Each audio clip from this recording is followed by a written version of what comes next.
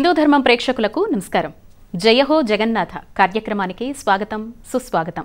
మన హిందూ ధర్మం ఛానల్లో ఉదయం నుంచి కూడా పూరి జగన్నాథుడి గురించే మాట్లాడుకుంటూ ఉన్నాము. ఆ కన్నయ్యకు సంబంధించినటువంటి ఎన్నో విశేషాలని తెలుసుకుంటూ ఉన్నాము. ఇప్పుడు కూడా మరికొన్ని ఆధ్యాత్మిక అంశాల్ని పూరి జగన్నాథుడి రథయాత్ర సందర్భంగా వివరించేందుకు మనతో పాటు స్టూడియోలో సిద్ధంగా ఉన్నారు ప్రముఖ ఆధ్యాత్మికవేత్త శ్రీమతి పి రమాదేవి గారు, అలాగే ఇస్కాన్ నుంచి డాక్టర్ దత్తాత్రేయ దాస్ గారు. వీరు ఇరువురు కూడా మన స్టూడియోలో సిద్ధంగా ఉన్నారు. వారికి స్వాగతం చెప్పేద్దాం. నమస్తే దత్తాత్రేయ దాస్ గారు. నమస్తే అమ్మ రమాదేవి. నమస్తే. కార్యక్రమానికి స్వాగతం అండి. మేమైతే ఉదయం నుంచే స్వామివారి రథయాత్రలో నిమగ్నం అయిపోయి ఉన్నాము. మీ అందరి ద్వారా ఒక్కొక్క విశేషాన్ని తెలుసుకుంటూ కూడాను. అయితే వినే కొద్దీ వినాలనిపించేంత చక్కనైనటువంటి ఆధ్యాత్మిక చరితామృతం ఆయనకు సంబంధించిన ప్రతి విశేషం కూడా. ముందుగా రమాదేవి గారు, ఎవరికైనా చూసిన వెంటనే కూడా ఫస్ట్ ఆయన అలంకారమే గుర్తొస్తుందండి. మామూలుగానే శ్రీ మహావిష్ణువు అలంకార ప్రియుడు అనేటువంటి మాట అంటూ ఉంటారు. కానీ పూరిలో ప్రత్యేకంగా ఆయన అలంకారం విభిన్న రీతిలో కనిపిస్తూ ఉంటుంది. ఎటువంటి అలంకారాలు ఆయనకు చేస్తారో ఒక్కసారి తెలియజేయండి. హరే కృష్ణ. నీలాచల నివాసాయ నిత్యాయ పరమాత్మనే బలభద్రాభ్యాం శ్రీ జగన్నాథాయ నమః. అసలు జగన్నాథుడి యొక్క బలభద్రుడు కానీ సుభద్రాదేవి కానీ వాళ్ళ రూపాలే మనకి విచిత్రంగా కొత్తగా కనిపిస్తాయి. ఒక చిన్న పిల్లవాడిని, నెలల బాబుని తీసుకెళ్ళినా కూడా కళ్ళు విప్పారించుకొని చూసుకునే, అంటే అంత ఆకర్షణీయమైన, అంత ఆనందకరమైన విగ్రహాలు. అందుకే అక్కడ అలంకరణ కూడా ఆ ఒడిశా యొక్క గిరిజన ప్రాంత వాసులే అక్కడ పూజారులు అలంకరణ చేసేవాళ్ళు, ప్రసాదం వండేవాళ్ళు, వితరణ చేసేవాళ్ళు. అందరూ ఆ సాంప్రదాయంలోనే ఉంటారన్నమాట.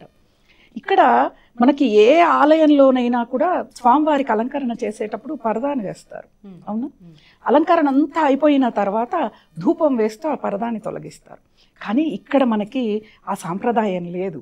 అసలు ఆయన దర్శనంకి ఎక్కడ ఆటంకాలు ఉండవు. మనం దర్శనం అలా చేసుకుంటూ వెళుతూ ఉంటే వాళ్ళు అక్కడ అలంకరణ చేస్తూ ఉంటారు. ఆయన వస్త్రాల దగ్గర నుంచి కూడా అలంకరణ అనేది ఇక్కడ మన దర్శనంలో భాగంగానే కనిపిస్తాయి.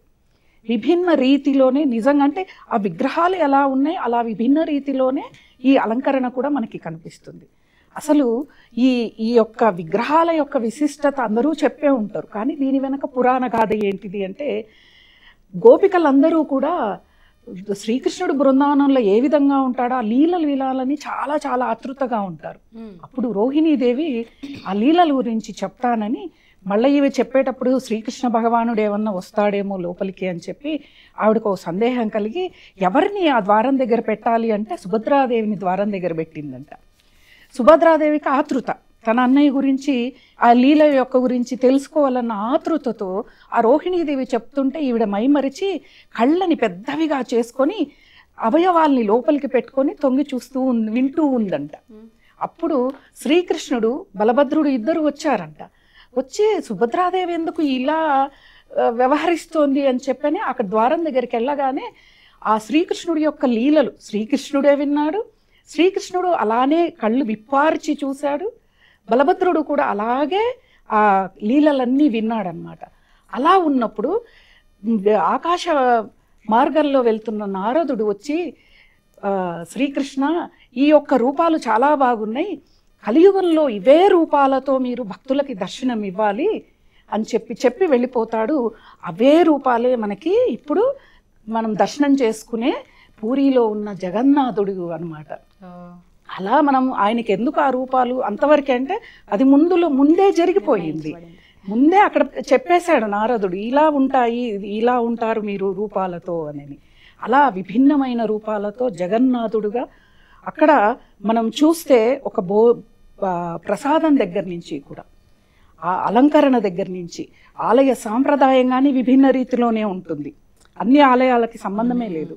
అసలు మనమందరం ప్రసాదాలు ఇన్ని రకాలు పెడుతున్నారు, ఇన్ని లక్షల మంది వస్తున్నారు, రథాలు లాగుతారు, ముక్తి మార్గం, మోక్ష మార్గం అన్నీ చెప్పుకుంటూ ఉన్నాం.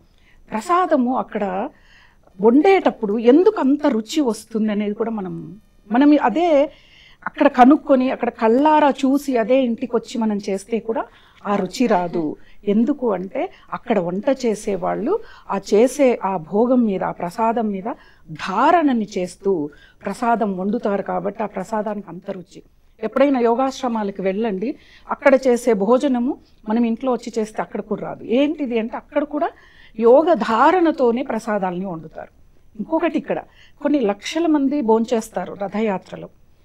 రథయాత్రే కాదు, ప్రతిరోజు కూడా కొన్ని వందల మంది అక్కడ భోజనం ఎంతమంది వచ్చినా పెడతారు వండి. ఆ మిగిలిపోయిన అన్నం కూడా ఎండబెట్టి వచ్చిన వాళ్ళకి ప్రసాదంగా ఒక పింక్ కలర్ గుడ్డలో కట్టి ఇస్తారు. అది ప్రసాదంగా ఇంట్లో తెచ్చి పెట్టుకుంటారు అందరూ కూడా. జగన్నాథుడి యొక్క ప్రసాదం. ఆ ప్రసాదం ఎవరికి అబ్బుతుందో తెలియాలి, ఇది ఈ ప్రక్రియ జరుగుతుందని తెలియాలి. ఇది కూడా విభిన్న రీతిలోనే జరుగుతుంది. ప్రతిదీ ఒక జగన్నాథ ఆలయం మీద ఎగిరే జెండా కానీ, సుదర్శన చక్రం కానీ, సుదర్శన చక్రం పైన చక్రం అంటున్నాం కానీ పైనే కాదు, కింద ఆలయంలో కూడా ఈ ముగ్గురు మూర్తులు. మనము నలుగురిని దర్శనం చేసుకుంటాం పూరిలో, మనం ముగ్గురమనే అనుకుంటూ ఉంటాం. ఆలయంలో ఒక పక్కగా ఒక దండం లాంటిది ఉంటుంది, అదే సుదర్శన చక్రం. శ్రీకృష్ణ పరమాత్మ అనుగ్రహం ఆయనకు లభించి ఆయన ఆలయంలోనే దర్శనార్థం పెట్టారన్నమాట. ఇది ఒక గొప్పది, ఇది విభిన్నమైనది. ఇంకా సుదర్శన చక్రం పైన ఉండటానికి ఒక పురాణ గాథ ఉంది. అది ఎటు చూసినా మనకి సుదర్శన చక్రం లాగే కనిపిస్తుంది. 300 కేజీలతో బరువుతో ఉంటుంది. ఒక్కొక్కళ్ళు కొన్ని కేజీలు, 1000 కేజీలు అంటున్నారు, 700 అంటున్నారు. ఏదైనా చాలా భారీగా కనిపిస్తుంది. దీని కథనం వెనక ఏంటిది అంటే, ఒకప్పుడు జగన్నాథుడి దగ్గర ఉన్న ఈ సుదర్శనుడు గర్వించాడంట. నా అంతకంటే భక్తుడు ఎవ్వరూ లేరబ్బా జగన్నాథుడికి, నా తర్వాత ఎవరైనా నా అంత విపరీతమైన భక్తి ఇంకెవరికీ లేదు అని చెప్పానని గర్విస్తూ ఉన్నప్పుడు అప్పుడు జగన్నాథుడు గమనించాడంట, ఈయనలో అహంకారము, గర్వం అనేది పెరిగింది, ఈ గర్వం అనేది అనచాలి అని. అందుకే భగవంతుడు మన మనసులో ఉన్న ఆలోచనను కూడా పసిగడతాడు. ఇక్కడ మనం తెలుసుకోవాలి, చాలామంది బయటికి ఒక మాట, మనసులో ఒక మాట, చేసేది ఒకలాగా ఉంటాయి. 3 రకాలుగా ఉంటాయి పనులు. ఆ భగవంతుడు కనిపెట్టి సరేని ఒకళ్ళని నదీ ఒడ్డున ఒకళ్ళు తపస్సు చేసుకుంటూ ఉంటారు, వాళ్ళని పిలుచుకొని రండి అని చెప్పాడంట జగన్నాథుడు. ఎవరు అంటే హనుమంతుల వారంట. అప్పుడు ఈయన సుదర్శనుడు విన్నాడనమాట. విని అయ్యో ఈ హనుమంతుల వారు వస్తే ఇంకా ఆయన భక్తి నిరూపణ చేసుకుంటాడు, నేను పక్కకు వెళ్ళిపోవాల్సి వస్తుంది, నాది 2వ స్థానమో 3వ స్థానమో అవుతుంది జగన్నాథుడి దగ్గర అని భయపడి ఉన్న 4 ద్వారాల దగ్గర అగ్నిని రగిలింపచేశాడంట. అప్పుడు ఆయన ఏం చేశాడు అంటే, హనుమంతుల వారు ఇలాంటి సుదర్శన చక్రాలు అనేకము ఆయన సృష్టించుకొని ఒక ద్వారం నుంచి అలానే వెళ్ళిపోయి జగన్నాథుడిని దర్శనం చేసుకున్నాడు. అప్పుడు ఈయనకి గర్వము, అహంకారము అణిగింది. అయితే పాపం చిన్నబుచ్చుకున్నాడు సుదర్శనుడు. జగన్నాథుడు చెప్పాడు అప్పుడు దగ్గరికి తీసుకొని, ఎప్పుడు కూడా గర్వం కానీ అహంకారం కానీ ఎప్పుడు ఉండకూడదు. భక్తి అనేక విధాలుగా అనేక రకాలుగా ఉంటుంది. మనకంటే ఇంకా ఎక్కువ భక్తి ఉన్న వాళ్ళు కూడా ఉంటారు. హనుమంతుడికి మించిన భక్తి ఎవరికి ఉండదు అని చెప్పి, సరే నీకు బాగా ఇష్టమైనట్లుగా నేను వరాన్ని ప్రసాదిస్తాను. పైన ఆలయం మీద సుదర్శన చక్రం ప్రతి ఒక్కళ్ళు దర్శించుకోవాలి. దీనికి ఎటువైపు చూసినా కూడా సుదర్శన చక్రమే కనిపించాలి. ఇట్లా మనకు అడ్డంగా కానీ నిలువు ఎటు కనిపించదు, ఎటు పక్కకి వెళ్ళి చూసినా కానీ సుదర్శన చక్రం కనిపిస్తుంది. అలాగే దండం రూపంలో మా ఆలయంలో మా పక్కనే ఉండి నిన్ను కూడా అందరూ దర్శించుకుంటారు అని చెప్పి ఒక వరాన్ని ఇచ్చాడు. ఇక్కడ కూడా మనకి విభిన్నమైన రీతే కనిపిస్తుంది. ప్రతి ఒక్కటి ప్రసాదాల దగ్గరకు వచ్చే వరకు 56 రకాల ప్రసాదాలు మనకి శ్రీపాదుల వారు చెప్పారు. ఆయన సత్సంగాలు వింటే మనము అద్భుతం. అసలు మనకి జగన్నాథ రథయాత్ర చాలామంది పూరికి వెళ్ళి, ఇప్పుడు మీరు అన్నారు ఇందాక, పూరికి వెళ్ళి జగన్నాథ రథయాత్ర దర్శించుకోలేకపోతున్నాను అని. ఇలాంటి వాళ్ళ కోసమే శ్రీపాదుల వారు అమెరికాలో ఉన్నప్పుడు శిష్యురాలు మాలతి అని ఒక ఆవిడ ఇండియన్ స్టోర్కి వెళ్ళినప్పుడు ఈ జగన్నాథుడి యొక్క విగ్రహం ఆమెకి కొత్తగా కనిపించింది. ఆయన వేరే కొత్తగా కనిపిస్తాడు, ఏదో కొత్తగా ఉందని ఒక జగన్నాథుడి విగ్రహం మాత్రమే తీసుకొని వచ్చి శ్రీపాదుల వారు ఉన్న ధ్యాన మందిరంలో పక్కగా పెట్టిందంట. ఆయన కళ్ళు తెరిచి చూసి అయ్యో జగన్నాథుడు వచ్చాడని సాష్టాంగ నమస్కారం చేసి ఆవిడ్ని పిలిచి, ఈయన ఒక్కడే ఉన్నారా, ఇంకా ఎవరైనా 2 ఉన్నారా అంటే, ఉన్నారు, పసుపు వర్ణంలో తెలుపు వర్ణంలో 2 ఉన్నారు అంటే వాళ్ళని కూడా తీసుకురా అని చెప్పి, అప్పుడు అక్కడ జగన్నాథ రథయాత్ర ఇదే రోజున అక్కడ కూడా చేశారు. అలా దేశ విదేశాలు మొత్తము మనకి ఇప్పుడు హైదరాబాద్లో కూడా జరుగుతుంది. అక్కడికి పోలేము అని బాధపడే వాళ్ళకి లేకుండా ఇది విభిన్న రీతే మాధ్యమాల ద్వారా దర్శనం చేసుకోవచ్చు. ప్రతిదీ ఆ పూరి జగన్నాథుడి దగ్గర ఆయనకు జరిగే సేవ ఏదైనా కూడా ఏ భక్తుడు కూడా ఆకలితో తిరిగిపోకూడదు. ప్రసాదాలు అక్కడికి వెళితే ఈ సమయంలో అక్కడ స్వీట్ షాపుల్లో ఎన్ని రకాల స్వీట్స్ మనం ఎక్కడా చూడం. అన్ని రకాలు ప్రతి ఒక్కళ్ళు తీసుకొని వచ్చుకుంటూ ఉంటారు స్వామివారి యొక్క ప్రసాదం. అలా ప్రతిదీ విభిన్న రీతిలోనే అక్కడ జరుగుతుంది. తప్పకుండా అండి. మీరు సుభద్రమ్మ బలభద్రులను కూడా చేర్చి చెప్తూ ఉంటే చాలా సంతోషం అనిపిస్తుంది. అయితే గురుగారు మీ ద్వారా తెలుసుకోవాల్సింది, బ్రహ్మ పదార్థం ఒకటి వచ్చిన తర్వాత స్వామివారు అక్కడ ఉన్నారు, లోపల స్వామివారికి స్పందన ఉంది, ఇవన్నీ కూడా చెప్తూ ఉంటారు కదండి. అసలు స్వామివారు ఒక్కరే వచ్చినప్పుడు బలభద్ర సుభద్ర వీళ్ళిరువురు కూడా అక్కడ చేరారు ఎలా? దీని వెనుక ఏదన్నా పురాణ కథ ఉందా అండి? అవునండి, ఇక్కడ మనము జగన్నాథుని యొక్క స్టోరీస్ కనుక ఆలోచిస్తే ఇది అంటే కలియుగ సృష్టి ఆరంభం నుంచే మొదలైందనమాట. అంటే పూర్తిగా ఇప్పుడు మనం చూస్తున్నటువంటి ఈ కాలం కాకుండా ద్వాపర యుగం నుంచి స్టార్ట్ అవుతున్నట్టుగా చెప్తారనమాట బ్రహ్మపురాణంలో. అయితే ఎప్పుడైతే జగన్నాథుడు ఈ యొక్క కలియుగంలో తను సేవ అందించేటప్పుడు మామూలుగా అయితే జగన్నాథ్ యొక్క రూపము శ్రీకృష్ణుల పరమాత్మల వారు. సో శ్రీకృష్ణుడు అంటే ఎప్పుడైనా మనకు రాధమ్మ కనబడుతుంది, గోపికలు మరియు బృందావనము మరియు ఆవులు కనబడతాయి. ఇంతకంటే ఇంకెక్కువ మనం ఊహించుకోవడానికి లేదు. తర్వాత నెక్స్ట్ స్టెప్ వచ్చేసరికి కురుక్షేత్రానికి వెళ్తాం.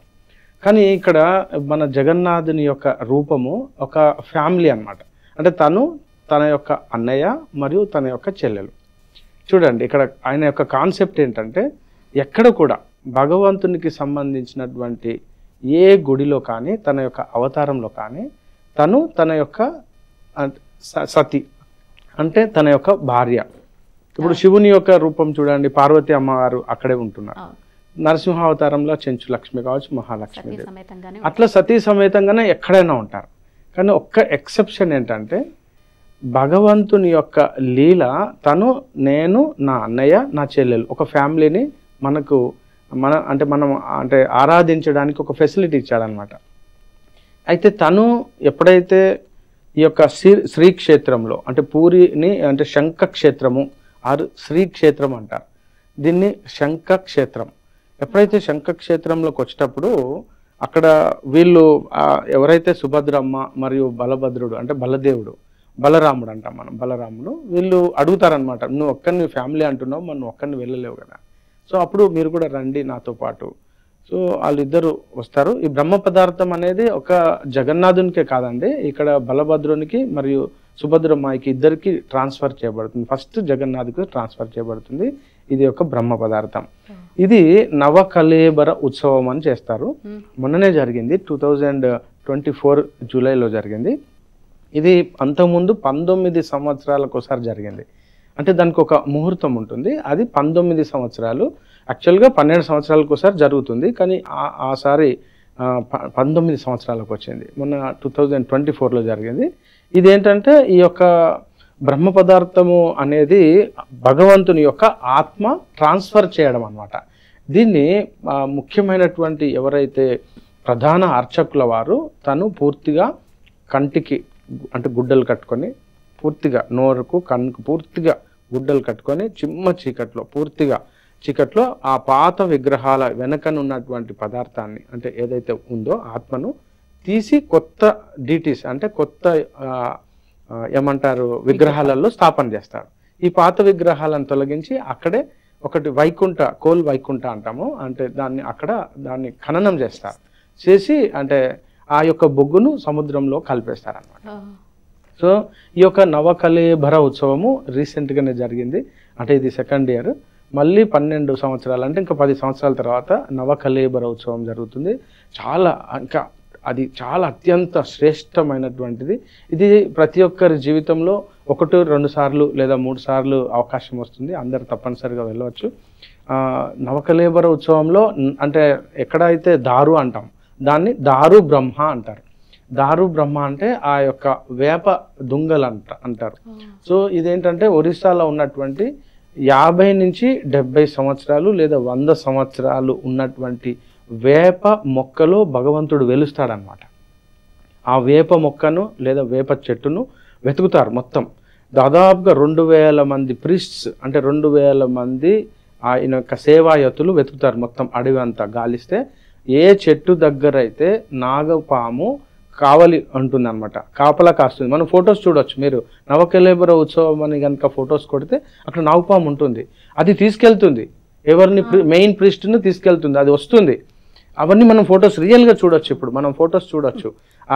ఆ యొక్క నాగుపాము అడవిలోకి తీసుకెళ్ళి మెయిన్ జగన్నాథ యొక్క వెలిసినటువంటి ఆ వేప మొక్క చెట్టును చూపిస్తుంది. అది అక్కడ ఉంటుంది. అది ఎప్పుడైతే మనం చెట్టు చూస్తామో అందరం, దీనికి గవర్నమెంట్ వాళ్ళు ఉంటారు సాక్షిగా, పోలీస్ వాళ్ళు, కొన్ని వందల మంది పోలీస్ వాళ్ళు, గ్రామస్తులు, ప్రీస్టులు, సేవాయతులు అందరు ఉంటారు. అప్పుడు ఆ చెట్టును వెతికితే అక్కడ శంఖ చక్ర గదా పద్మాలు అచ్చులు ఉంటాయి ఆ చెట్టుకు. అవి ఫొటోస్ చూడొచ్చు మీరు. ఇప్పుడు సోషల్ మీడియాలో మనం ఆ ఫొటోస్ చూడొచ్చు. శంఖం ఉంటుంది, చక్రం ఉంటుంది, గద, పద్మం ఉంటుంది. అక్కడ ఆ చెట్టు మీద పక్షులు నివాసం ఉండవు, పక్షులు దాని మీద ఎగరవు అనమాట. ఇది సూచన. దాన్ని వెతికిన తర్వాత దానికి అక్కడ పూజ చేసి దానికి రెడ్ కర్టెన్ కడతారు. అది పోయినసారి ఒక ఒరిస్సాలో ఒక గ్రామస్తుల ఇంట్లో దొరికింది. సో అప్పుడు అదంతా గవర్నమెంట్ హ్యాండ్ ఓవర్ చేసుకొని దానికి పూజలు చేసిన తర్వాత దానికి బంగారు గొడ్డలతోటి నరికి తీసుకొని వచ్చి మళ్ళీ దాన్ని పూజా విధానంతో అక్కడ మళ్ళీ అక్కడే అదే దగ్గర బలభద్రుడు దొరుకుతాడు, సుభద్ర వెతుకుతారు అనమాట. ఒక్కొక్కరి దగ్గర బలభద్రునికి నాగలి గుర్తుంటుంది, మనం చూడవచ్చు నాగలి గుర్తును.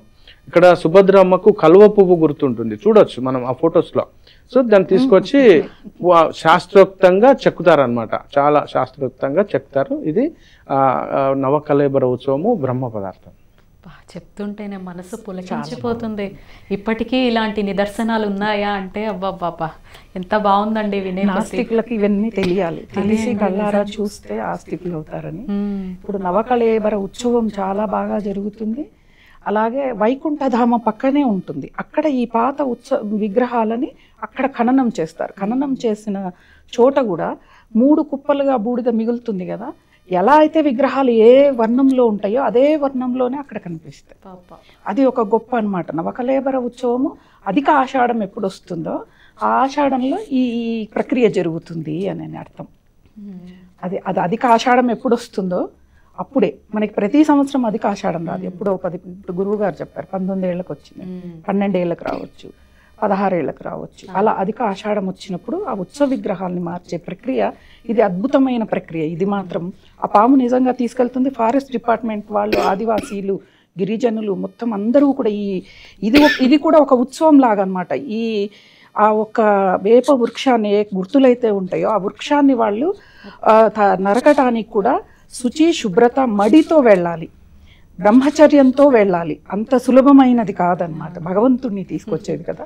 వాళ్ళు ఉపవాసాలు అవన్నీ చేస్తూ భగవన్నామ స్మరణ చేస్తూ ఆ పాము ఎక్కడికి తీసుకెళ్తుందో అక్కడికి వెళ్ళి ఆ యొక్క సింబల్స్ ఉన్నాయా లేవా, శంకు చక్రాలు అవన్నీ కూడా చూసుకొని పూజ నిర్వహించి ఆ వృక్షానికి పూజని నిర్వహిస్తారు. అదొక వాళ్ళకు సాంప్రదాయం ఉంటుందన్నమాట గిరిజనులకి. ఆ సాంప్రదాయం ప్రకారం చేసి దాన్ని తీసుకొస్తారు. అయితే మనం ఏ క్షేత్రమైనా ఏ పుణ్యక్షేత్రాలకు వెళ్ళినప్పుడైనా అక్కడ జరిగేటువంటి ఉత్సవాలు ఒక్కొక్కటి ఒక్కో విభిన్న రీతిలో ఉంటాయి. ఎక్కువగా మనం చూసేదైతే అయితే కళ్యాణం జరపడం, బ్రహ్మోత్సవాలను జరపడం లాంటివే చూస్తాం. కానీ జగన్నాథుడు మాత్రం ఏకంగా మూల విరాట్టే లోపల నుంచి బయటకు వచ్చేసి అందరికీ దర్శన భాగ్యం కల్పించడం అనే వింత మనం పూరిలోనే చూస్తాం. ఎందుకు ఇక్కడ రథయాత్ర రూపంలోనే భక్తులకు దర్శనాన్ని ఇవ్వాలి? మామూలుగా వైష్ణవంలో మనం చూస్తాము ఎక్కువగా తాకడం లాంటివి కూడా చెయ్యం. కానీ ఈ రథాన్ని భక్తుల మధ్యకు ఆయన వచ్చి భక్తి పారవస్యంలో ప్రతి ఒక్కరూ ఒక్కసారి తాకితే చాలు మా జన్మ ధన్యం అయిపోయినట్టే అని అనుకుంటారు. ఇలా ఏంటి, దీని వెనుక ఏమైనా ఉన్నాయా కథలు? పూరి క్షేత్రంలో ఉత్సవ విగ్రహాలు ఉన్నారు. మదన మోహనుడు పేరుతో ఉత్సవ విగ్రహం ఉంది. కానీ ఈ రథయాత్రకు మాత్రం జగన్నాథుడు, బలభద్రుడు, సుభద్రాదేవి స్వయంగా తరలి వస్తారు. అసలు ఈ విషయం చెప్తూ ఉంటే నాకే ఇదవుతోంది. భక్తులని చూడ్డానికి ఆయన అంత పెద్ద పెద్ద కళ్ళు వేసుకొని భక్తుల ముందుకి వస్తాడంట. ఆయన భక్తుల్ని దర్శనం చేసుకోవడానికి వస్తాడని ఒక పురాణ ప్రతీతి. చాలా ఆనందకరమైనది. అంటే భగవంతుడు మనల్ని చూడటానికి కూడా వస్తాడు. మనకేమో కనీసం 1 గంట సమయం భగవంతుడికి కేటాయించడానికి మనకు అవ్వడం లేదనమాట. కనీసం ఈ జగన్నాథ రథయాత్రలోనైనా ఆ విగ్రహాలని దర్శనం చేసుకోవడానికి ఆయన ఆనందపడుతున్నా అంటే ఆలోచించండి. అంటే వెళ్ళలేకపోయామని బాధపడుతున్నాము అంటే ఆయన దర్శనం ఆయన చూడాలి అనుకోవట్లేదేమో మనల్ని అనిపిస్తుంది ఎవరైనా కానీ. అసలు నేను ఎప్పుడో 90లో నేను పూరి జగన్నాథ దర్శనం చేసుకున్నాను స్వామివారిది.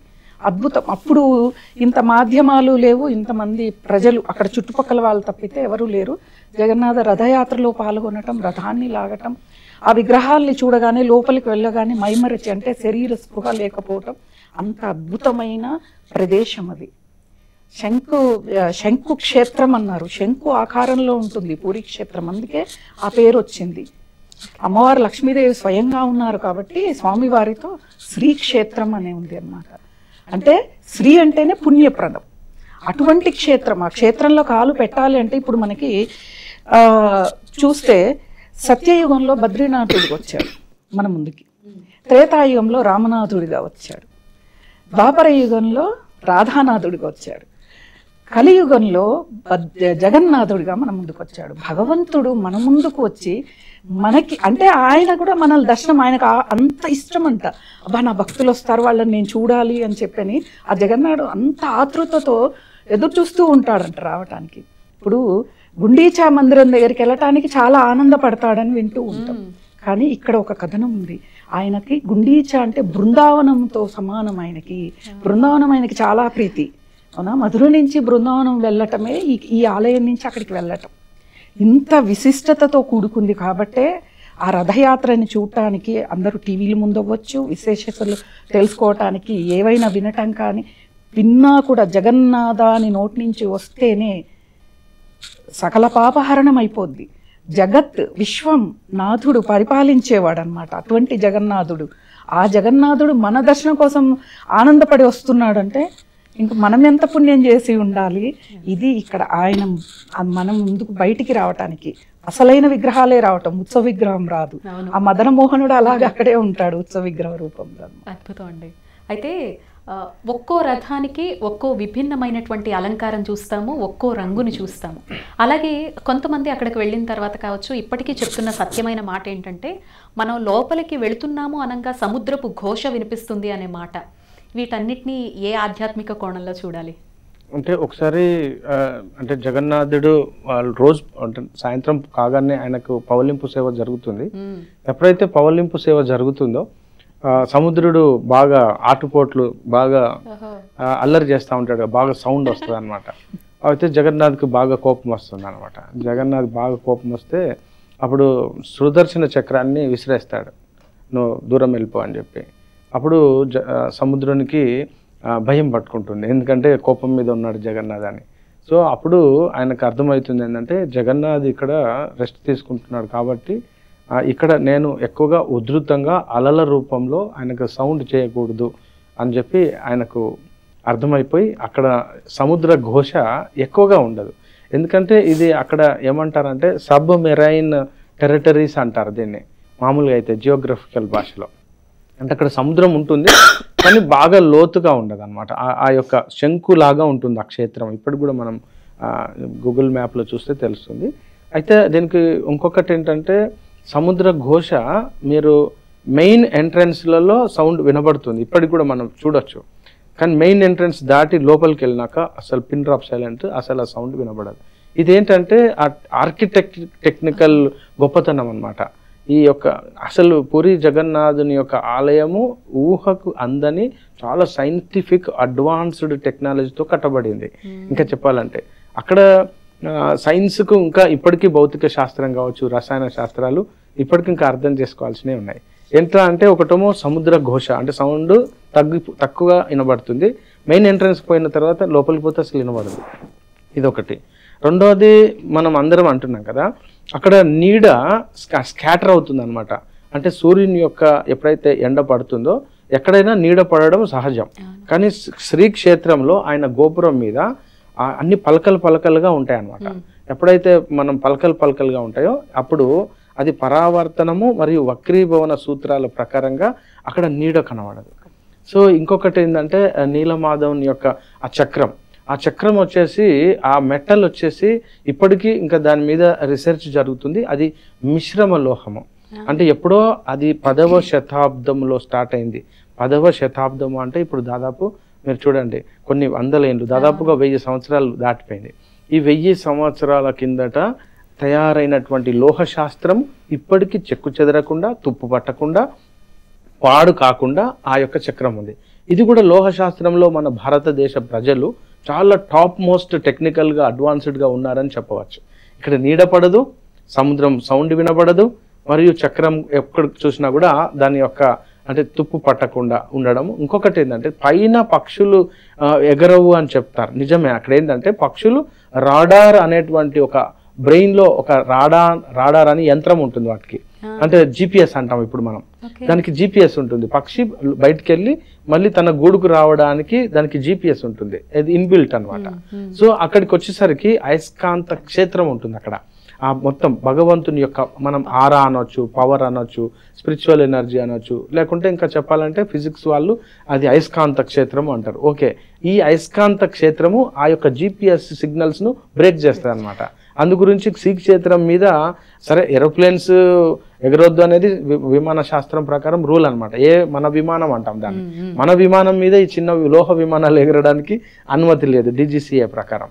సో రెండోది ఏంటంటే పక్షులు ఎగరవు, ఎందుకంటే పక్షుల యొక్క రాడార్ డిస్టర్బ్ అవుతుంది కాబట్టి. అందు గురించి అవి ఇట్లా సైడ్కి వెళ్తాయి కానీ వెళ్ళవు. సో ఇది సముద్ర ఘోష, ఇవన్నీ మనం ప్రాక్టికల్గా చూడవచ్చు. కాకపోతే జగన్నాథపురి ఇట్లా టూరిస్ట్ లాగా కాకుండా మనము అక్కడికి వెళ్తే ఒక నెల రోజుల పాటు ఉంటే కానీ అది అర్థం కానంత అన్ని మఠాలు ఉన్నాయి.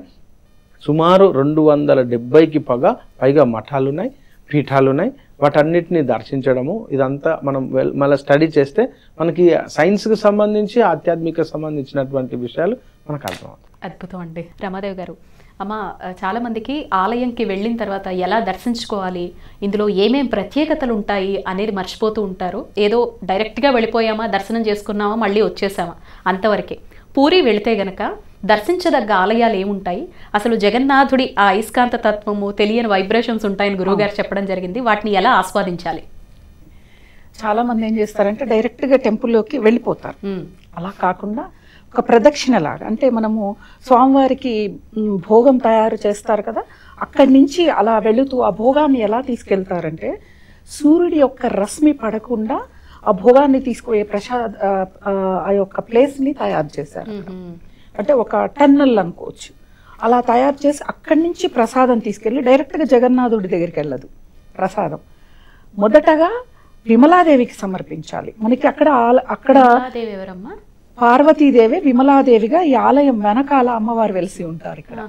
ఇక్కడ చాలా మనకి ఒక జగన్నాథ ఆలయం ఒక్కటే అనుకుంటాం, జగన్నాథుడితో పాటు వెనక నరసింహస్వామి ఆలయం, ఇవన్నీ కూడా దర్శనం చేసుకుని. అందుకే ఒక ప్రదక్షిణ చేస్తే మనం ఎప్పుడైనా ప్రదక్షిణ ఆలయం వైపు మన కుడి చేయి ఉండేలాగా ప్రదక్షిణ చేస్తాం. ఈ ప్రసాదం అనేది ఆ విమలాదేవికి మొదటగా సమర్పించాలి, తర్వాతే జగన్నాథుడికి. ఇక్కడ ఒక పురాణ గాథ ఉంది. జగన్నాథుడి ప్రసాదం కైలాసానికి వెళ్ళింది, పరమేశ్వరుడు స్వీకరించాడు. అంతలో పార్వతీదేవి వచ్చింది, ఆవిడకి చాలా కోపం వచ్చేసింది. కాళీ రూపం ఎత్తేసింది ఆవిడ. కాళీ రూపం ఎత్తి జగన్నాథుడి ప్రసాదం నాకు ఇవ్వకపోవటం ఏంటిది, అసలు నాకు ప్రసాదం కావాలి అని అంటే, ఆయనప్పుడు ఈ గోర్లల్లో ఉంది, ఇంక మరి అది తప్ప ఏం లేదు, నేనైతే స్వీకరించేశాను అన్నాడు. అప్పుడు ఆవిడ అలక తీర్చడం కోసం పరమేశ్వరుడు జగన్నాథ ఆలయంలో స్వామివారికి ప్రసాద వితరణ చేసే ముందుగా నీకు నివేదించి తర్వాత స్వామివారికి నివేదిస్తారని ఒక వరం ఇచ్చాడనమాట. అక్కడ ఆమె పార్వతీదేవి విమలాదేవి రూపంలో అక్కడ ఉంటుందన్నమాట. మనం ఇక్కడ ఈ ఆలయంలో చూస్తే చైతన్య మహాప్రభు మహాభక్తుడు, ఎన్నో సంకీర్తనలు పాడాడు. అంత కృష్ణ భక్తి, ఆయన కృష్ణ భక్తి అనేది ఇంకా మాటల్లో వర్ణించలేనిది, అంత కృష్ణ భక్తి. ఆయన అక్కడే ఉండిపోయి ఆయన పాటలు పాడుతూనే భజన్స్ చేస్తూనే ఉంటాడు, శరణాగతి ఆయన మొత్తం.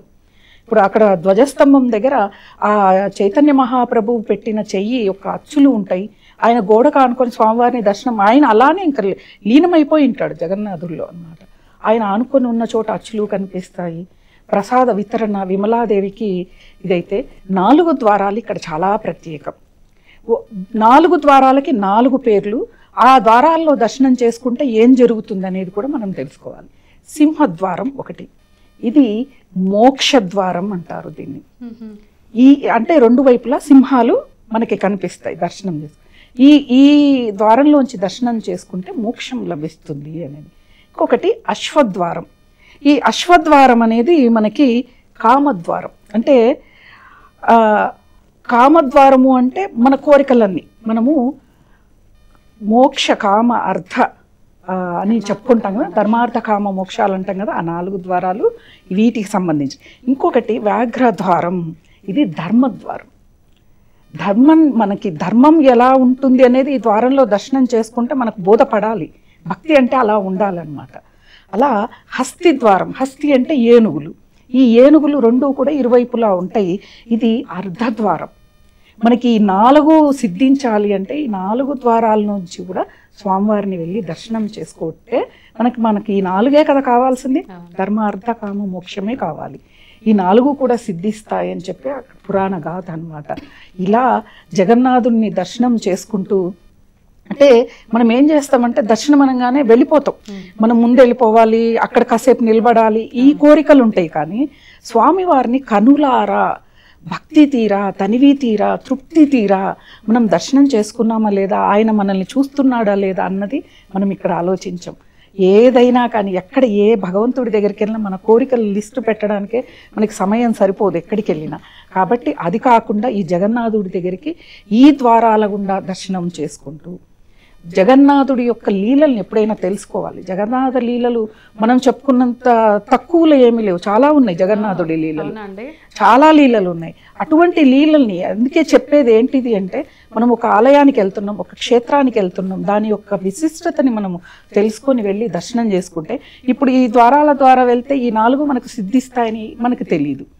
ఇవన్నీ మనము ఆ లీలలు, ఆయన యొక్క అవతార విశేషాలు, ఇవన్నీ కూడా మనం లోతుగా వెళ్ళి తెలుసుకొని దర్శనం చేసుకుంటే అక్కడ ఉన్న విశిష్టత ఏం లేదు. మనం పూరిలో కాలు పెట్టగానే మన మైండ్ సెట్టే మారిపోద్ది. ఇంకా వేరే ఆలోచన ఏముండదు, ఇంటి మీద ఉండదు, ప్రపంచం మీద ఉండదు. ఇప్పుడు ఆలయంలోకి వెళ్ళాలంటే 24 మెట్లు ఎక్కి వెళ్ళాలి. మనకి గాయత్రి మంత్రంలో ఎన్ని అక్షరాలు ఉంటాయి? 24 అక్షరాలు. ఇవన్నీ కూడా ఎవరో కాదు, అవి అలా జరిగిపోతూ ఉంటాయి అన్నమాట. ఈ 24 మెట్లు ఎక్కి ఆ స్వామి, ఆ జగన్నాథుడిని దర్శనం చేసుకుంటే మనకి ఇక్కడ మోక్షం అంటారు, ముక్తి అంటారు. ముక్తి క్షేత్రం ఇది. మోక్షం అంటే తిరిగి మళ్ళీ జన్మ తీసుకుంటారు, ముక్తి అంటే భగవంతుల్లో లీనమైపోవటం. మనం ఇక్కడ రెండిటికి అర్థాలు వేరు. మోక్షము ముక్తి ఒకటే అనుకోకూడదు. అటువంటి ముక్తి క్షేత్రమే ఈ యొక్క శ్రీ క్షేత్రం, పూరి క్షేత్రం అన్నమాట. అలా ఇంకొకటి కూడా ఇందాక గురువు గారు చెప్పారు, సుదర్శన్ని విసిరివేస్తూనే అలలు అనేది. ఇంకొక పురాణ గాథ కూడా ఇక్కడ ఉంది మనకి. శ్రీరామచంద్రుడు, సీతాదేవి అవే అవతారాలే. ఇక్కడ లక్ష్మీదేవి, జగన్నాథుడు. ఈ స్వామివారు విశ్రాంతి తీసుకుంటున్న సమయంలో ఈ అలల హోరికి ఆయనకి నిద్ర అటు ఇటుగా ఉందంట. ఉన్నప్పుడు లక్ష్మీదేవి అది గమనించి హనుమంతుని, ఆవిడ సమయంలో ఉంది, ఆమెకు తెలిసింది హనుమంతుల వారిని పిలిచి, ఈ సముద్ర ఘోష అనేది స్వామివారికి బాగా ఇబ్బంది పెడుతోంది, రాకుండా చూడమంటే హనుమంతుల వారు ఆ శబ్దము లోపలికి రాకుండా చూసారనే పురాణ గాథ ఇంకోటి కూడా మనకి ఇక్కడ కనిపిస్తుంది. ఎన్నో కథనాలు, అంటే స్వామివారు ఎన్నో అవతారాలు తీసుకున్నారు. బుద్ధునికి ఈ పూరి క్షేత్రానికి సంబంధం ఉంది కనుక కొన్ని కథనాలు మనకు కనిపిస్తూ ఉంటాయి. అలా జగన్నాథుడి గురించి చెబుతూ ఉంటే తనివి తీరదు, తృప్తి తీరదు. అంటే చెవుల్లో అమృతం పోసినంత ఆనందంగా ఉంటుంది వింటే. మాట్లాడుతూ ఉంటే అమృతాన్ని ధారపోస్తున్నామేమో అన్న ఒక ఆనందం కూడా ఉంటుంది అన్నమాట.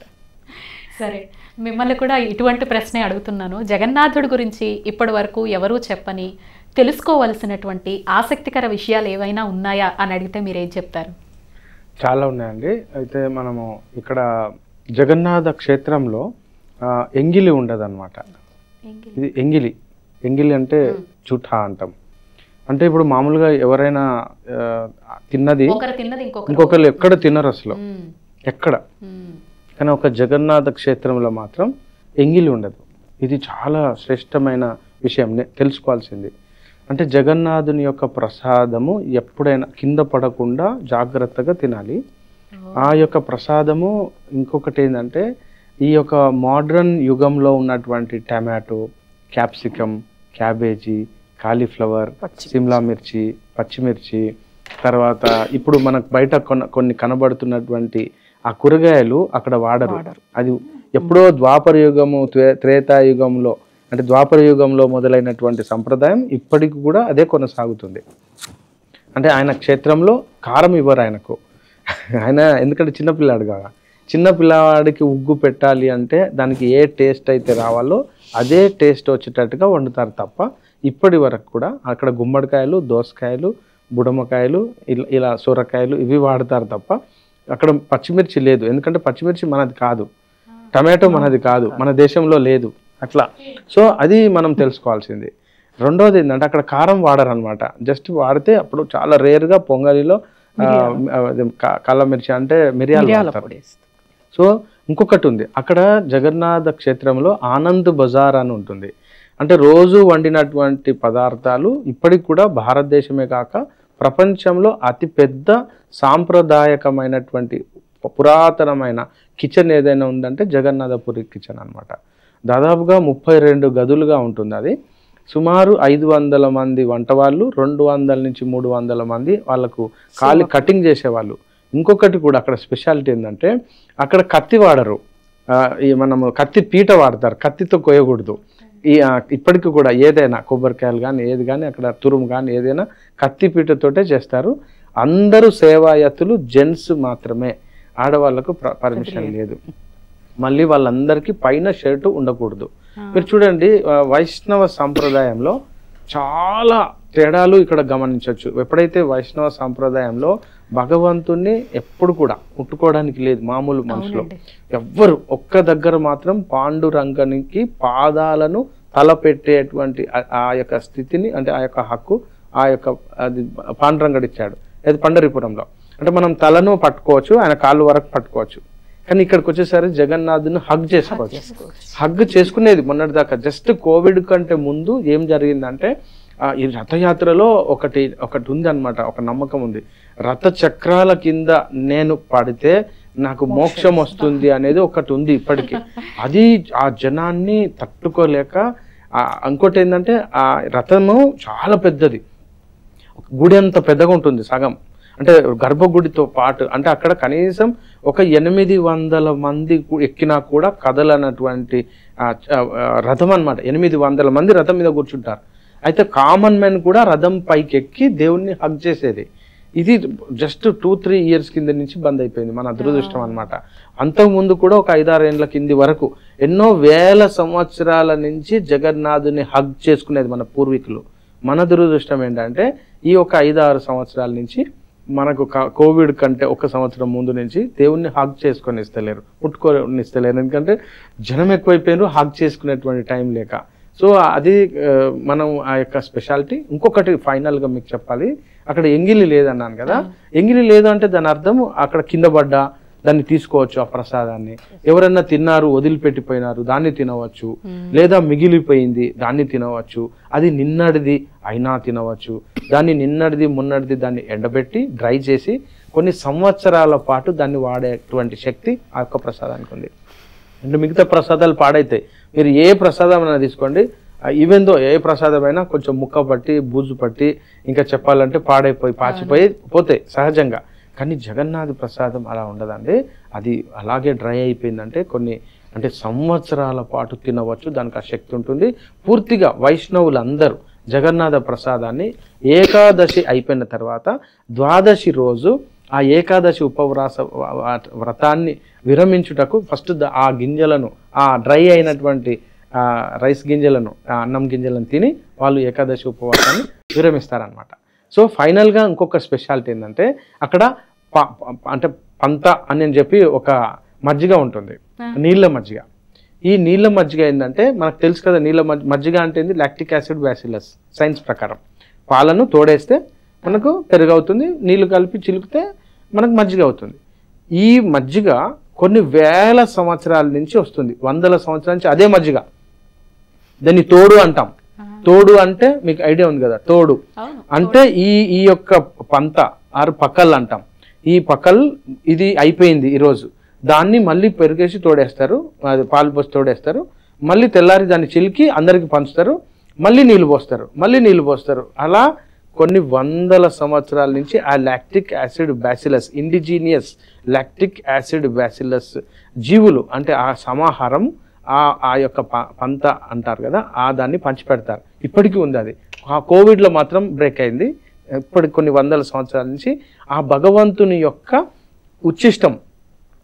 ఉచ్చిష్టము మనము దాన్ని ఎన్నో వందల సంవత్సరాల నుంచి మన యొక్క పెద్దవాళ్ళకి అందింది. ఇది ఇంకా గొప్పది అనమాట. ఇది ఎవరైనా పూరికి వెళ్ళినప్పుడు దయచేసి అందరూ అక్కడ అది ఒక మూలకు ఉంటుంది, ఆనంద్ బజార్లో కొంచెం వెతకండి. ఆ వెతికి అక్కడ మజ్జిగ కొంచెం పుల్లగా ఉంటుంది, నీళ్ళలాగా మజ్జిగ ఉంటుంది.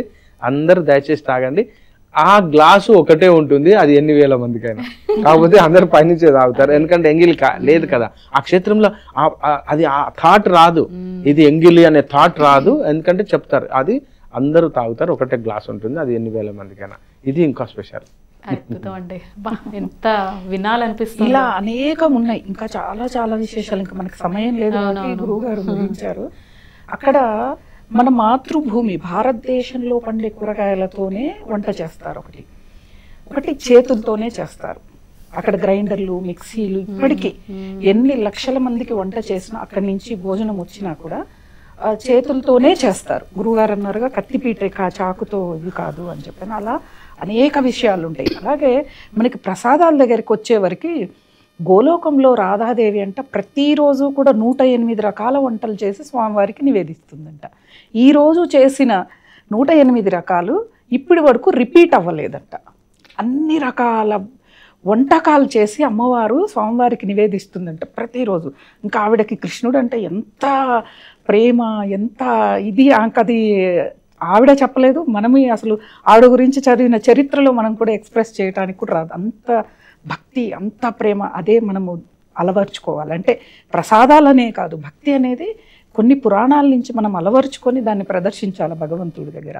అలా ఈ ప్రసాదాల దగ్గరికి వచ్చేవారు గురువుగారు అన్నట్టు ఎంగిల్ అనేది ఉండదు భగవంతుడి దగ్గర, ఎంగిల్ అనేది ఏమీ ఉండదు. ఇంకోటి చెప్తున్నాను, ఆ జగన్నాథుణ్ణి కౌగిలించుకునే అవకాశం కోల్పోయామని, కానీ నేను జగన్నాథుణ్ణి కౌగిలించుకున్నాను. నేను 90లో వెళ్ళాను, అప్పటికేమీ లేవు. 1990లో వెళ్ళాను. జగన్నాథుణ్ణి తనివి తీరా నేను కౌగిలించుకున్నాను. ఆయన అనుగ్రహం నాకు 10 సంవత్సరాలు ఉన్నప్పటి నుంచి ఆయన అనుగ్రహం నాకు ఉంది.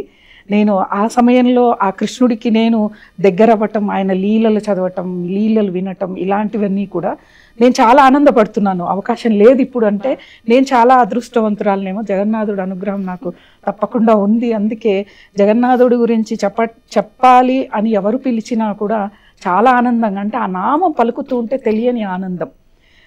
అంటే నాది దగ్గర నుంచి జగన్నాథుడు అని వస్తుందన్నమాట. అంతా ఆ జగన్నాథుడి యొక్క విశేషాలు చెప్పటానికి కానీ ఎవరికి శక్తి కూడా సరిపోదు. ఆ శక్తి అంత ఇంకా చెప్పుకుని ఇలా 2 రోజులు కాదు, వారం రోజులు కాదు, జగన్నాథ రథయాత్ర జరిగే 10వ రోజు 9వ రోజు అంతవరకు చెప్పినా కూడా ఆయన లీలలు అనేవి మనకి ఆ గోచరం, అంటే వాటిని మనం రిసీవ్ చేసుకునే శక్తి కూడా మనకు లేదు. అంత అద్భుతమైన లీలలు.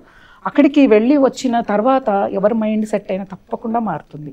రాక్షసంగా ఉన్న వాళ్ళు కూడా అక్కడికి తీసుకెళ్ళి బలవంతంగా నా క్షేత్రంలోకి తీసుకెళ్ళండి, తిరిగి వచ్చే వాళ్ళకు వాళ్ళు సత్పురుషులుగా మారి తప్పకుండా వస్తారు. తప్పకుండా మార్పు వస్తుంది. ఇంకా ఇప్పుడు అదృష్టం లేదంటున్నారు, ఆయన కౌగిలించుకుంటే ఇంకా అసలు మనకి ఇంకా మరు జన్మ లేదనే చెప్పాలి నాకు తెలిసి. అప్పుడు అదే చెప్పారు అక్కడికి వెళ్ళినప్పుడు. అక్కడ ఒక పూజారి గారు, అప్పుడు కొంచెం ఇంత ఇది లేదు, బాగా పెద్దగా భక్తులు కూడా, అంటే జగన్నాథ రథయాత్ర అప్పుడు ఉండేవాళ్ళేమో, మేము అయిపోయిన తర్వాత వెళ్ళాం కాబట్టి ఆయన యొక్క దర్శనం బాగా అయ్యింది. వీధులంతా ఇంకా శుభ్రం కూడా చేయలేదు. గురువుగారు అన్నట్టు మేము ఆ ఎంగిలి ప్రసాదం, ఎంగిలి అనుకోలేదు, స్వీకరించాము. చాలా ఆనందకరమైంది. అసలు ఎంత అద్భుతమైందంటే అనారోగ్యం కూడా తొలగిపోయి ఆరోగ్యం సిద్ధించింది నాకని నేనే ప్రత్యక్ష సాక్షిని. ఇక్కడ స్వామివారి దర్శనానికి అంటే ఎప్పుడైనా మనం అనుకొని వీలు చూసుకొని వెళ్ళటానికి రథయాత్రను కనులారా వీక్షించడానికి మధ్య తేడా ఏంటమ్మా? రథయాత్ర అంటే అది ఒక ఉత్సవం. ఉత్సవంలో పాల్గొనటం, రథాన్ని లాగటం, ఇవన్నీ ఇప్పుడు నేను 1990లో వెళ్ళినప్పుడు అప్పుడు రథం మీదకి ఎక్కనిచ్చేవాళ్ళు అని చెప్పి విన్నాను నేను. కాకపోతే మాకు అది లేదు. మేము మా యొక్క ప్రోగ్రాం వేరు, అది వేరు అనమాట. అది రథయాత్ర అయిపోయి ఇప్పుడు ఇంత మాధ్యమాలు ఉంటే మాకు కూడా ఆ డేట్లు ఇవన్నీ కూడా తెలిసి వెళ్ళేవాళ్ళం మేము. అది కాకుండా వెళ్ళాం కాబట్టి మాకు అంటే ఉత్సవంలో వెళితే, ఈ రథోత్సవంకి వెళితే మనకు రథాన్ని లాగితే ఆ తృప్తి వేరు. ఓ జగన్నాథుడిని మామూలుగా దర్శనం చేసుకోవడానికి వెళ్తే అక్కడ నిలబడి అదే అంటే సమయం కేటాయించి మనం జగన్నాథుడికి సమయం ఇవ్వాలి అనుకుంటే రథోత్సవానికే కదా మామూలుగా వెళ్ళొచ్చు, కానీ రెండిటికి వెళితే మంచిది కదా, ఇది ఆస్వాదించవచ్చు అది రథయాత్ర రోజు వెళ్ళడము అంటే మన ఇంట్లో ఫెస్టివల్ కు మన ఇంట్లో గెస్ట్లు వచ్చారనుకోండి ఆ ఆనందం వేరు. మామూలుగా వాళ్ళు ఏం పిలవలేదు లేదా మనమే వెళ్ళామనుకోండి వాళ్ళు ఏదో ఉన్నది పెట్టేస్తారు, లేదా వాళ్ళకి ఏదైనా బిజీ ఉండొచ్చు, చెప్పలేము, మనకు సమయం ఇవ్వచ్చు. కానీ రథయాత్రలో భగవంతుడు ఇట్ సెల్ఫ్ నేను మీ గురించి 9 రోజులు బయటకు వస్తాను, మీరు నన్ను దర్శించుకోండి, జాతి మత లింగ వివక్ష లేకుండా. ఇక్కడ చూడండి మనకు వైష్ణవాలయాలలో ఎక్కడ కూడా మనము కామన్ మెన్ భగవంతుని దగ్గరికి వెళ్ళలేడు. రథాన్ని కానీ ఆ సేవ అంటాం, పల్లకి సేవ. ఇప్పుడు రాజులు, జమీందారులు, లేకుంటే దొరలు, ఇంకా చెప్పాలంటే డబ్బున్న వాళ్ళు, అధికారులు, అట్లాంటి ఐశ్వర్యవంతులు మాత్రమే ఆ విష్ణుమూర్తి లేదా వైష్ణవ ఆలయాలలో సేవ పొందే భాగ్యం ఉంటుంది. కామన్ మెన్ బీద వానికి ఆ ముట్టుకునే అధికారము అవకాశం ఉండదు అసలు. కానీ జగన్నాథుడికి ఈ విషయం తెలుసు అనమాట. అందుకే కలియుగంలో డబ్బుతోటే అన్ని కొలుస్తారు కాబట్టి, డబ్బుతో కొలిచేటువంటి పరిస్థితి ఉన్నప్పుడు డబ్బు లేని వాళ్ళందరూ నన్ను సేవ పొందలేరు కాబట్టి అప్పుడు ఏం చేస్తుందంటే ఆయన స్వయంగా బయటకు వచ్చి ఆయన టచ్ చేయొచ్చు, ఆయనను ముట్టుకోవచ్చు, ఆయనను కౌగలించుకోవచ్చు, ఆయనకు మనం విషయం చెప్పొచ్చు, ఆయన వింటాడు. ఆ రథాన్ని లాగడము అనేటువంటిది ఎప్పుడైతే ఆ రథం తాడు లాగడం అనేది మనకు సంతృప్తికరమైనటువంటి పని. అంటే ఆయన యొక్క ఫెస్టివల్లో వాళ్ళు ఫంక్షన్ చేస్తున్నారు, మనల్ని పిలిచారు, అప్పుడు వాళ్ళకి ఎంత ఆనందంగా ఉంటుంది మనం వచ్చినందుకు. సో అలా ఆయనకు కూడా ఆనందం పొందుతున్నారు, నా గురించి వచ్చాడు రా ఆయన కాబట్టి గుర్తుపెట్టుకుంటాడు రేపు, ఎందుకంటే మన ఫంక్షన్కి ఆయన వస్తాడు. ఇది వైస్ వర్సా కదా. ఇంకొకటి ఏంటంటే జగన్నాథ్ విషయము మనము అంటే ఇంకా చెప్పాలంటే ఆయన ఈ యొక్క సర్వమత సౌభ్రాతృత్వం అంటే చాలా ఆలయాలలో విదేశీయులకు లేదా వాళ్ళను మ్లేచ్చులు అంటాం, ఇంకా చెప్పాలంటే మ్లేచ్ఛ జాతి అంటే మన భారతదేశంలో పుట్టిన వాళ్ళు కాక మిగతా వాళ్ళందరినీ మ్లేచ్ఛ జాతి అంటాం. మ్లేచ్ఛ అంటే వాళ్ళకు వేదం తెలీదు, వేదంని పాటించారు. సో వాళ్ళు ఈ మధ్యలో ఈ కలియుగంలో కొన్ని లక్షల మంది సో ఇస్కాన్ ద్వారా శ్రీల ప్రభుపాదుల వారి యొక్క బోధనలను విని అంగీకరించి వారు తనతో పాటు కొన్ని లక్షల మందిని తీసుకొచ్చాడు ఈ యొక్క ధర్మంను పాటించడానికి, సనాతన ధర్మానికి. వాళ్ళు లోపలికి వెళ్ళడానికి వీలు లేదు, వాళ్ళు కూడా, ఎందుకంటే వాళ్ళు విజాతీయులు. సో విజాతీయులు లోపలికి వెళ్ళడానికి లేదు ఇప్పటికి కూడా. ఈవెన్ దో ఒకవేళ వాళ్ళు ఎంత పెద్ద పదవిలో ఉన్నా కూడా డిక్లరేషన్ ఇవ్వాలి. సో డిక్లరేషన్ ఇచ్చినా కూడా అక్కడ మళ్ళీ చెల్లదు. సో తిరుపతిలో డిక్లరేషన్ చెల్లుతుందేమో కానీ ఇక్కడ డిక్లరేషన్ కూడా చెల్లదు. కాకపోతే వాళ్ళకు అక్కడ ఇంకొక జగన్నాథ్ ఉంటాడు, ఎందుకంటే అక్కడ అంటే దర్పణ జగన్నాథ్ అంటే సేమ్ జగన్నాథ్ లాగానే ఒకటే జగన్నాథ్ బయట ఉంటాడు, వాళ్ళని ఇట్లా బయట నుంచి తొంగి చూడవచ్చు వాళ్ళు, కానీ గేట్ లోకి ఎంటర్ అవ్వడానికి లేదు. కానీ అదే ఇప్పుడు వాళ్ళు విదేశీయులు, విజాతీయులు, ఇంకా చెప్పాలంటే మ్లేచ్చులు, లేదా ఇంకా సనాతన ధర్మం అంటే తెలియని వాళ్ళు, అర్థం కాని వాళ్ళు, పాటించని వాళ్ళు జగన్నాథ రథ చక్రాన్ని రథని లాగొచ్చు ఎప్పుడైతే వాళ్ళ కోరిక నెరవేరుతుంది. చూడండి, they are not qualified, even though qualification Indians కు ఉంది. అంటే మన భారతదేశంలో పుట్టిన ప్రతి ఒక్కరికి అవకాశం ఉంది, ఎందుకంటే ఇక్కడ భారతదేశంలో పుట్టిన వాళ్ళందరూ సనాతనులే. వాళ్ళు ఏ మతాన్ని పాటించినా, ఏ ధర్మాన్ని పాటించినా, నాస్తికులైనా ఆస్తికులైనా పట్టుకోవచ్చు, దేవుని యొక్క రథాన్ని లాగే భాగ్యం పొందొచ్చు. వాళ్ళకు కూడా ఆ భాగ్యాన్ని భగవంతుడు ఇచ్చాడు. సో ఇది స్పెషాలిటీ అనమాట జగన్నాథ రథయాత్ర. సో అందరికీ విజ్ఞప్తి ఏంటంటే ఈరోజు జగన్నాథ రథయాత్ర హైదరాబాద్లో జరుగుతుంది, మరియు తెలంగాణ వ్యాప్తంగా మీరు అందరూ మీ జిల్లాలలో ఖచ్చితంగా జగన్నాథ రథయాత్రలో పాల్గొనండి ప్రత్యక్షంగా. ఎప్పుడైతే భగవంతుడే స్వయంగా మన గురించి మన ఇంటి ముందడికి వస్తున్నాడు కాబట్టి స్వయంగా మనం వెళ్ళి ఆ యొక్క తాదాత్మ్యత అంటే ఆయన యొక్క రథాన్ని లాగే భాగ్యం కనుక మనకు దొరికితే దాన్ని మించింది ఈ యొక్క జీవితానికి సంతోషం లేదు. అద్భుతం. ఇక స్వామివారిని ఈ ఉత్సవం అనేది ఇప్పుడు రథయాత్ర తర్వాత కూడా ఎన్ని రోజులు సాగుతుంది? తర్వాత జరిగేటువంటి క్రతువులు, కైంకర్యాలు, విశేషాలు ఏముంటాయమ్మా? గుండీచా అమ్మవారి దగ్గరికి తీసుకువెళ్తారు. అక్కడ తీసుకెళ్ళి స్వామివారు అక్కడ రథాన్ని ఆపినప్పుడు ఎక్కడ ఆలయంలో ఎలాంటి మనకి స్వామివారి కైంకర్యాలు జరుగుతాయో అలాగే జరుగుతాయి. అక్కడ ఆయన ఆనందంలో మునిగి తేలుతూ ఉంటారు స్వామివారు. ఎందుకంటే ఆయనకి బృందావనంలాగా ఆయన ఆ ప్రదేశాన్ని ఊహించుకొని అక్కడికి వెళ్ళి చేస్తారు. అయితే మనకి ఈ యొక్క రథోత్సవంలోనే కాకుండా ఒక ఏకాదశి నాడు ఒక క్రతువు జరుగుతుంది. ఏంటిది అంటే స్వామివారు లక్ష్మీదేవి ఆలయం దగ్గరికి వచ్చినప్పుడు లక్ష్మీదేవి అంటే ఎవరు రుక్మిణీదేవి శిశుపాలుడి వేషం వేసుకుని ఒక పురోహితుడు ఆ లక్ష్మీదేవి దగ్గర ఉండటం అంటే కాపల ఎక్కడ శ్రీకృష్ణుడు వచ్చి తీసుకెళ్తాడు అని. అంటే ఇది సాంప్రదాయంగా ఆ ఉత్సవ మూర్తులతోనే ఈ సాంప్రదాయాన్ని నిర్వహిస్తారు. మనం ఇప్పుడు తిరుచానూరు పద్మావతి అమ్మవారి దగ్గరికి వెళ్తే గోవిందరాజ స్వాముల వారు వస్తే బావగారు కదా ఈవిడ తలుపు అక్కడి నుంచి ఇలా తొంగి చుట్టం సాంప్రదాయం మనకి. ఇప్పుడంటే మనము బావగారు లేదు, అత్తగారు లేదు, మామగారు లేదు, పక్కన కూర్చుంటున్నాం. ఒకప్పుడు సాంప్రదాయం బయటికి కనిపించేవాళ్ళు కాదు పెద్దవాళ్ళు. అలా ఎలా సాంప్రదాయం ఉంటుందో ఇక్కడ కూడా అలాంటి సాంప్రదాయం జరుగుతుంది. అలా ఈయన ఆ 9 రోజులు కూడా అక్కడ అమ్మవారి టెంపుల్ దగ్గర ఉండటం అంటే ఆమెను తల్లిగా అనుకోవచ్చు, అక్కగా అనుకోవచ్చు, ఇంకేదైనా కూడా ఆమెను అనుకొని అక్కడ నిలబెట్టి స్వామివారికి అదే భోగ్ అంటే అదే ప్రసాదం నివేదన జరుగుతుంది. భక్తులందరూ దర్శనం చేసుకుంటూ ఉంటారు. ఏ విధంగా కైంకర్యాలు చేస్తారో ఆలయంలో ఉన్నప్పుడు అవే కైంకర్యాలు, ఎక్కడ లోటు అనేది రాదు స్వామివారికి. స్వామివారి విశ్రాంతికి సమయం ఇస్తారు. ముగ్గురికి కూడా అన్నకి చెల్లెలకి వీళ్ళ ముగ్గురికి కూడా అదే రకంగా గుళ్ళో ఆలయంలో ఏ విధంగా చేస్తారో అలాగే ఇక్కడ కూడా మనకి కైంకర్యాలన్నీ కూడా జరుగుతాయి. అద్భుతం అమ్మ. రమాదేవి గారు అలాగే దత్తాత్రేయ దాస్ గారు ఇద్దరు కూడా చాలా చక్కగా వివరించి మా ప్రేక్షకులందరినీ కూడా పునీతుల్ని చేశారు. చాలా చాలా ధన్యవాదాలండి. హరే కృష్ణ. జై జగన్నాథ్. ఇది ఇవాల్టి జయ హో జగన్నాథ ప్రత్యేక కార్యక్రమం. చూస్తూనే ఉండండి హిందూ ధర్మం.